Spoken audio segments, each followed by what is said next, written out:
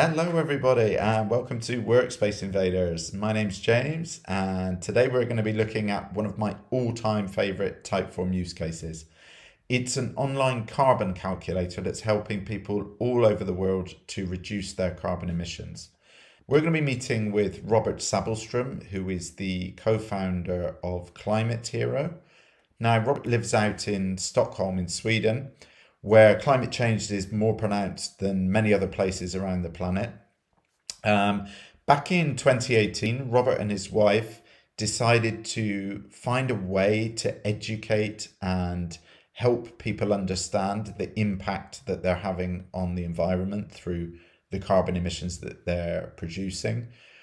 Robert already knew that there were online carbon calculators out there, but he felt that they were not up to scratch. Like they were shaming and they were poorly designed. So he wanted to find a more impactful and positive way. So they set up ClimateHero with the help of Typeform. And it's gone from strength to strength since then, with now more than 1 million people having used it to calculate their carbon emissions and pledged to reduce those emissions. So we called up with Robert to find out exactly how it was all done. And let's kick off by talking about the impact and the mission of ClimateHero. Our mission is to help the world's inhabitants to understand and take constructive actions on reducing their carbon footprint. So far, we have been more or less doubling our impact every year. So the first year we were able to help 25,000 people. Then the next year we doubled to 50,000, 100,000, etc. And right now, when we are recording this, we are just about to cross the 1 million impact mark, meaning that we've helped 1 million people in the Western world to calculate their carbon footprint. At the heart of our tech stack is Typeform. So what we're really measuring is our key KPI is basically then the Typeform responses, and these are 1 million people who have actually gone all the way. Not only calculating their carbon footprint, but also getting positive feedback from us on what they do well, and get suggestions on things they can do to reduce their carbon footprint. And the suggestions which you say yes to are saved as your climate promises or your climate pledge. And this is where the real impact happens, right? Because we see on average the people who are using our service pledge to reduce their carbon footprint with 30%. And if you translate that into actual emission cuts, that's like roughly 2 ton carbon reduction per person. And that's the same effect as if we would instantly remove 1.5 million petrol cars from the streets. Pretty impressive, right? So let's have a look at the solution. So we're going to go through and revisit our interview with Robert and talk about how they built the solution, basically, which is a fantastic story. So we'll touch on how they built the original MVP in Typeform, look at how they test and optimize the quiz for improved conversion. So this will touch on things like the psychology and how they're using kind of positive signals and nudging to encourage people to complete. We'll delve into the calculation and logic behind the calculator. We'll look at the user journey. We'll see how they integrate the Typeform into their marketing. And finally, we'll take a look at the future and how far Robert thinks that they can go with this. So let's dive back in, and we'll start with the MVP. It was really good for us when we found Typeform, because it was, I think our time to market was lower by several months. And the initial investment I needed to put in was a lot lower as well. We launched our first minimum viable product with Typeform. It was in Easter 2018, so less than 2 months after starting playing around. And we were starting to buy some digital media traffic from Google and from Facebook and so. And then we had a bit of a good timing experience don't know if you remember, but 2018 was a really hot summer especially in Northern Europe. Europe, yeah. So I think it was the first, I think that year was a wake-up call for many of these early adopters, which were in our target group. And when they started to look around to reflect on their own carbon footprint, we were very well positioned, still with a minimum viable product. But then during that part, we quite quickly got up to 25,000 respondents coming in. And we had been able to test this business model and see if enough people would be interested to also contribute financially. So basically, by the autumn of 2018, we have had the validation we needed. So since then, Robert explained that they've been able to iterate and optimize their Typeform, in part thanks to the new tools and offerings from Typeform. ClimateHero's conversion rate is amazing. And I was really keen to hear from Robert about how the team have driven it so high. And he explained the importance for them in experimentation and testing, and using the learnings to optimize the content of the form. So let's talk to him about how he found the right tonality and positive psychology in order to keep people going through the quiz. We have more than 90% actually completes the test up to seeing their footprint results. So that's really good. It's quite a long test. There are lots of questions. And then we have around 60% of those continue all the way, given the pledge, and then signs up to getting the results. So, but our focus is really on getting the people all the way to at least select some kind of pledge and see what happens to the individual footprint. We are testing and measuring things, and I think since we launched our minimum viable product, still based on Typeform in April 2018, I think we've done more than 1,000 changes, on the whole process. There's one feature I really liked a lot. When we started, we needed to kind of exported all the events to like Google Analytics, because we were able, we wanted to analyze more in detail which of the questions we had drop-offs on. But right now, I think since a year or two or so, you can already see it in the responses in Typeform. You can see that directly. Where are the drop-off rate on every questions. So that's super, because there we've been able to tweak, and we can also compare and see, for instance, like in some languages, like in the German language, the text tends to be longer. So we could actually see that, more comes below the fold. So we've done tweaks there that we've actually simplified some of the communication a little bit, not only, straight translation. So. And the thing has been, of course, where, for instance, when in the process do you ask for an email address? That makes a big difference on the conversion rate. Another thing is about how long should a text be, what comes below the fold, and so on. So there's lots of content optimization going on, especially now when the absolute majority is doing the test on their cell phone, and then the cell phone can be of various sizes, of course.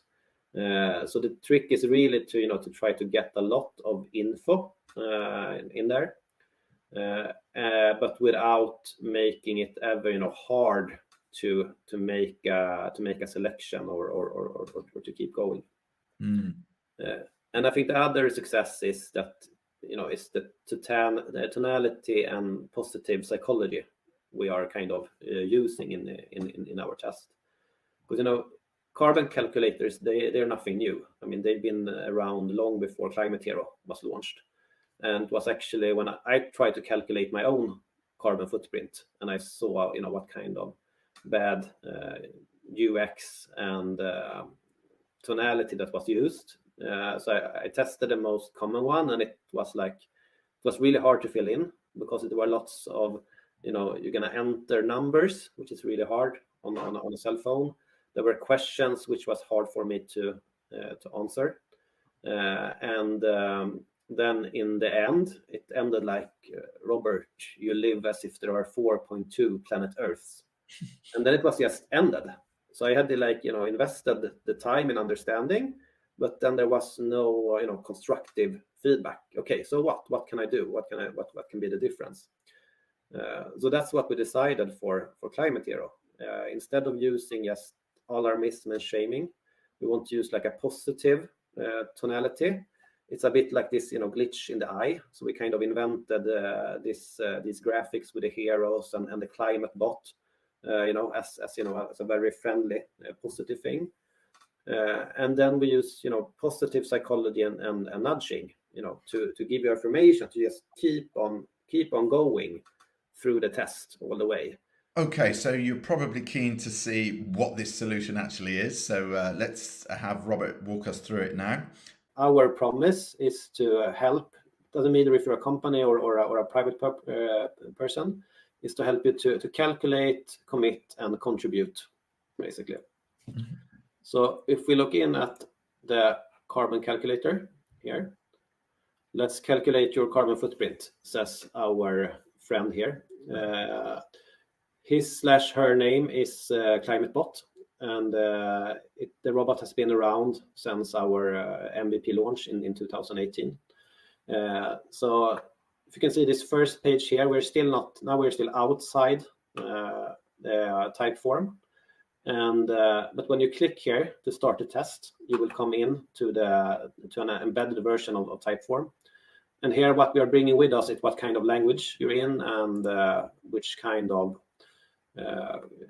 country you live in, because we have some of the emission factors. For instance, how much carbon dioxide equivalent emissions there are per kilowatt hour of electricity is different for different kind of countries, basically. Okay. Just to stop you there, then how does that kind of data get passed into the site? Is that an API? No, here we're actually using it as a hidden variable part of it. But then in the background here, we have different. It's actually different type forms today for different languages. So it's not one multi-language. I've heard you're working on that, so I think that would be a good feature. So right now it will actually load the English version, but with some variables as hidden variables from Sweden. So after the user gets redirected to the right type form and the country and language information is passed through via the hidden field, the form is embedded on the ClimateHero site, and the user is able to then take the test and calculate how much carbon they use per year. One of the key things you'll notice is the tonality, which again Robert attributes as one of the key success factors. And we'll find out how he broke the quiz up in order to improve that completion rate. So here, as you can see, this is actually now we're inside the type form, but as you can see, the user is not experiencing that in a sense. We're still on our same calculator page. So, hi ClimateBot, nice to meet you. I'm Robert. Robert, are you we have some questions here. Are you a male, female, robot, others? I say I'm a robot. And here is just an example. A lot of people actually clicks this button. So what we're trying to use here is to, so to say, plant a seed of this tonality, that it is friendly. It's a kind of a glitch in the eye. This is not a provocative question. We're not trying to provoke. We are trying to do this in a friendly and it's basically, it's a fun test about a serious issue. Then ClimateBot explains that what we're talking about is this very advanced wording, carbon dioxide equivalence, meaning that it's not only the CO2, but it also takes into consideration other greenhouse gases, for instance. And then we'll follow some questions about, where I live, how large is my home, how do you live? Is it an apartment or house? When was it built? How is it heated? Makes a big difference if it's heated with oil or natural gas or district heating, like I have in my place. If I have some own electricity generating systems, if I have a green electricity contract, if I use AC, if I'm actively trying to reduce my electricity consumption, and of course, how many people are we sharing this household, kind of. So this was basically the first part out of 3. The first part is about how you live. The second part is about your traveling habits, and the third part is about how you consume both food and clothes and gadgets. Once the person has filled out their details, they'll be shown their climate score, which we're going to look at now. And Robert's going to talk about some of the clever psychological techniques they use to keep people engaged. Now, basically through the first part of the carbon calculator. Now we have all the data we need to present a result to you. But here is also an important thing. It's not only about calculating the footprint. It's actually about to use this positive psychology to make you reflect. And an important thing of this is what's called cognitive dissonance. You have a perception of where you should end up after you answer these questions. So by letting you answer that first, we're actually kind of, releasing that psychological mechanism, part of it, meaning that you will be, at least in theory, more open to reflect on what happened. Now, I just filled in a lot of the questions here by chance. I don't really know where I will end up, but let's say maybe here. Okay, so I thought I was a climate friend, but actually I end up in the third category, climate consumer. And now, since I had the guess before, I'm asking, okay, why did I end up higher?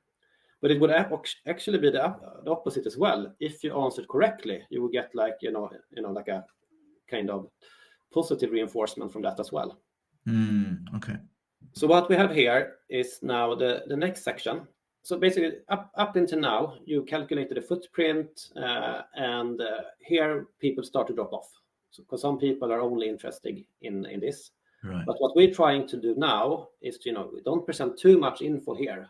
Now we start to use a lot of nudging to try to keep you on board. When we have a large section about giving some positive feedback.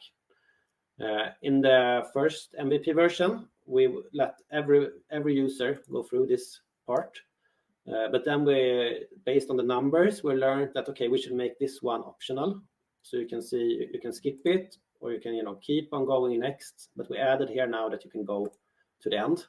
Okay. Because you think, okay, I get it. I'm doing well. So now we're getting to the juicy part, the part where logic is used to give recommendations to people based on their own habits. And Robert's going to explain how that works.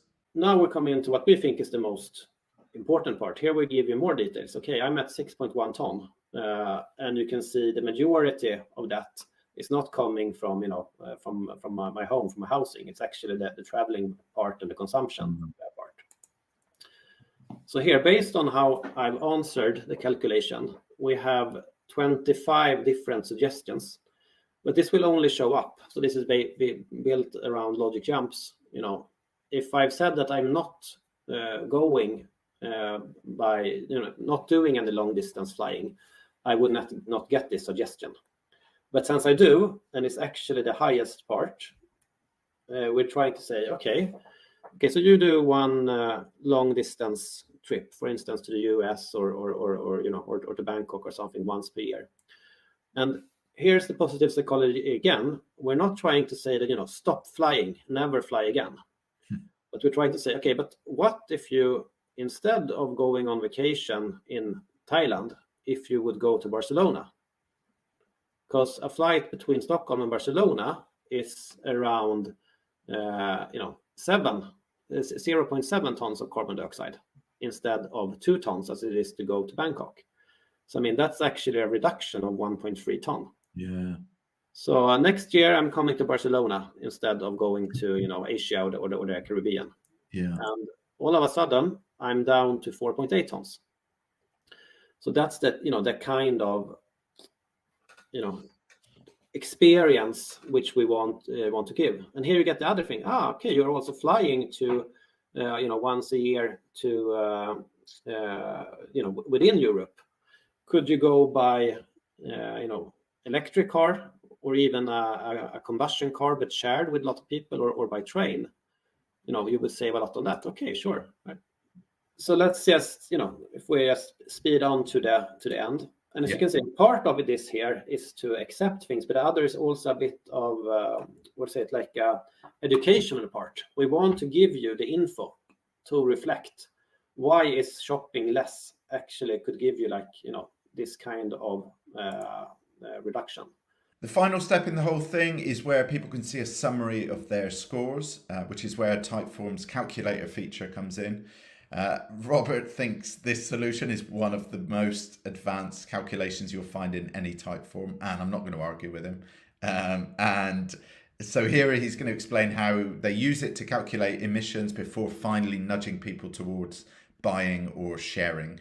I think it's the most advanced case you can find. So we basically we hacked the platform, so to say.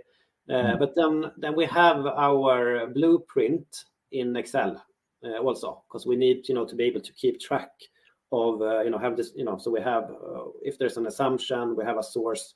So there is still like this Excel tool in the backend where we can have a good view. But then that recipe is translated within Typeform. If we look at the summary you get, so here basically you're ready. So this is where we are measuring our impact. So we would look at how many people have we been able to take all the way here. We asked for 5 minutes to calculate. Most people do that, but then we try with this, nudging, encouragement to get them all the way here, so they can also see this kind of summary. Okay, so my starting point was 6.1 ton. It mainly comes from the travel and the consumption part. If I said yes to 11 things, if I would act on this, actually avoid this long distance air travel, cut down on the red meat, it can get me all the way down from 6.1 ton to 2.6 ton, basically. And then hopefully it's been a positive experience. So you are either happy to share it with friends and family, saying, hey, I think this was a useful test. It is actually quite fun. Or B, you want to continue to contribute. Then we have also like our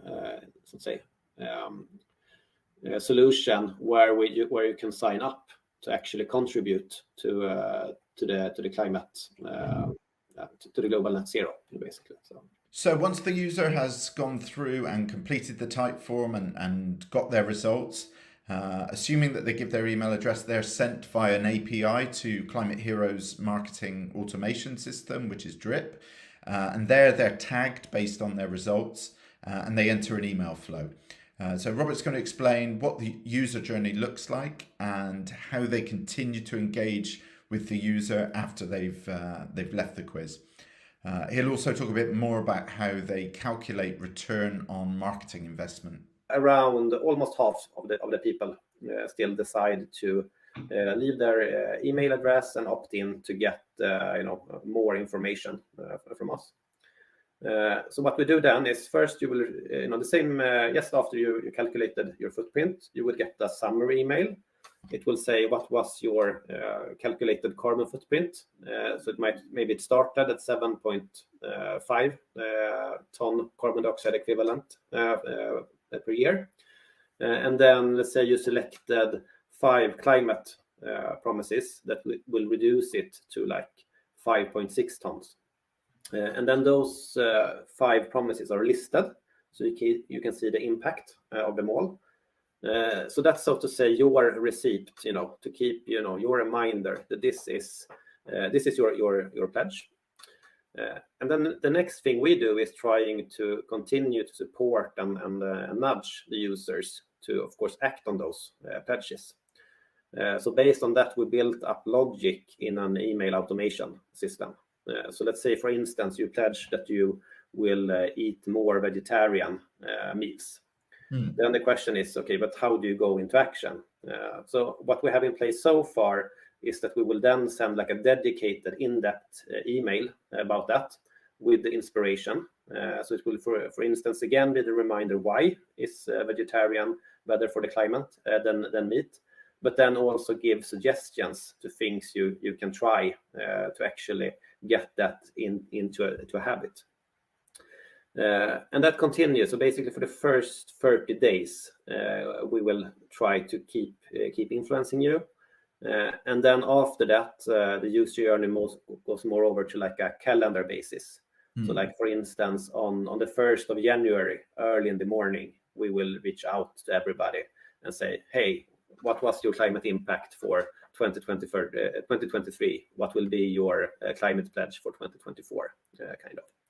And there we can see we have a huge engagement. So people who might have calculated their question, done the calculator once before during the year or even earlier, are very eager to do the calculation again.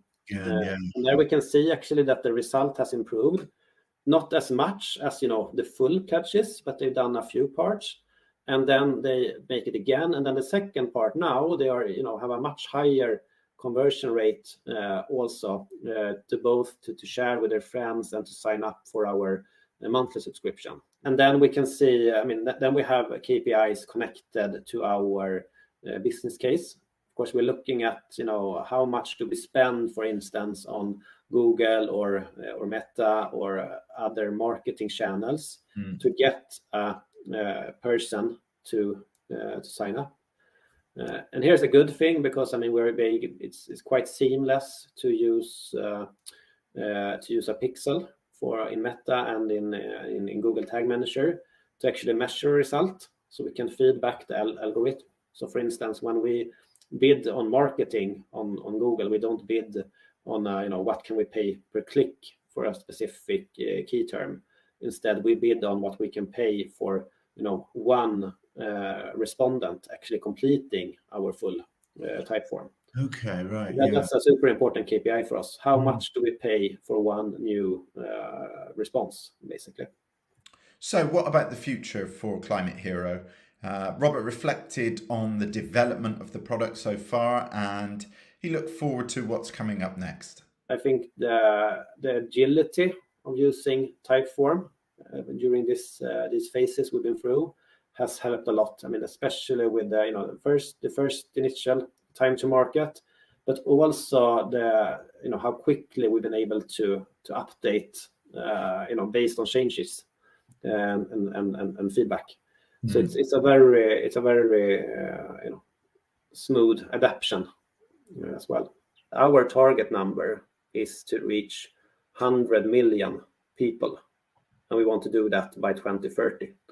So far we've reached like 1% of our target, but of course our target is to grow exponentially, meaning that we want to tenfold our impact every third, fourth year, so to say. So if we in a few years after 2030 can look back and see that we had that impact, I think we could attribute that the ClimateHero and our tool has been at least one of the puzzle pieces to make this necessary first halving of the carbon emissions. So thanks, Robert, for sharing your incredible story. What a solution. Let's have a look at some of the lessons from that particular use case, and you can think about how you might apply this to your own business, potential business, marketing initiatives, etc. So one of the important things that Robert mentioned was the value in testing drop-offs and optimizing form content. Obviously, you can use Typeform's drop-off analysis feature for that. Get creative with calculations and logic. Robert and his team, they kind of did all the calculations first and then simplified it in Typeform. And that logic can really help you funnel people, personalize content. It's really, really powerful, especially in a quiz kind of format. Use positive psychology and nudging. So keep people kind of interested throughout the quiz by reminding them of what they've been, using that kind of cognitive dissonance. I'm not going to finish that word, etc. But yeah, keep people engaged. And then use the quiz results to personalize your nurturing, right? You will have segmented people by the end of it, so you can tag it, send people into your marketing flows through HubSpot or whatever marketing automation tool that you're using. And then, yeah, an important point is that Robert made is to measure the cost per response. So when you're doing your paid advertising, or however you're kind of getting your solution out there, make sure you're looking at the ROI of what you're getting by response. If you want to find out more about these tools, more about Typeform, get more inspiration from others, find out other use cases, I really, really recommend heading over to the Typeform community. We'll pop a link in. Come and say hi, ask any questions you want, share what you've been doing, share your challenges.